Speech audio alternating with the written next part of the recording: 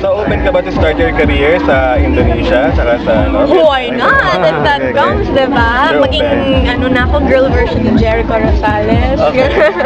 Why is it easy for you to study yung mga languages in different countries? Sorry, what was that? Bakit masyadong easy sa'yo na mag-aral ng mga ganong klaseng languages? I don't know. I think it's just, I'm very interested in other languages. I'm easily engaged pag may naririnig akong nagsasalita ng ibang lingwahe sa tabi ko. Parang napapalingon agad ako, and I just want to listen to the accent and how they speak talaga. Okay. So I think that's why when I have to speak a different language, it's easier for me to pick up kasi nga na-observe ko na siya in my own environment. If ever mag-request ng Indonesia and Vietnam na papuntahin ko doon dahil nag-click ka doon, tatry mo yun ba magkaroon? Yes, of course. I would love to do that. I would love to widen my experiences and my reach. Okay. So that would be a great opportunity. mag-reverse ka na.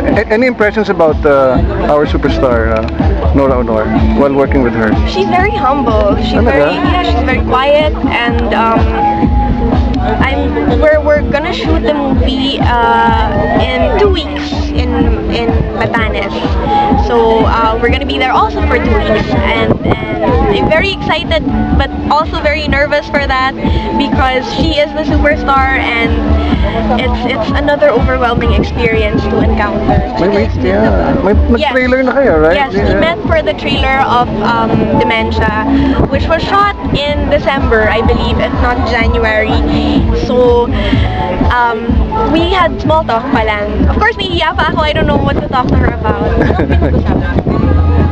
We talked about movies and how people are nowadays, and she just asked about my brother because my brother came with me on set, so she asked about him and what he's doing. Meron siyang mga advice na binigay sa'yo parang before kayo mag-start?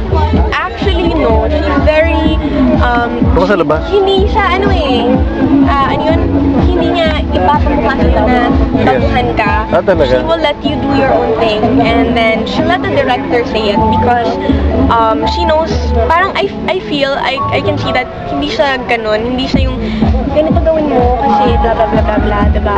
She's very, okay, she'll observe you and she'll just... Ano reaction mo kung ano yung bagong princess ng TV5 ngayon?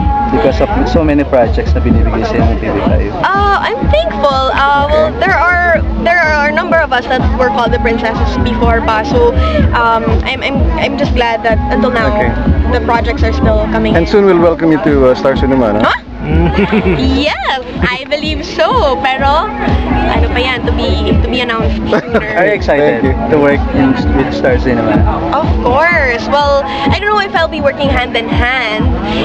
Ibang ano siya eh, ibang partnership.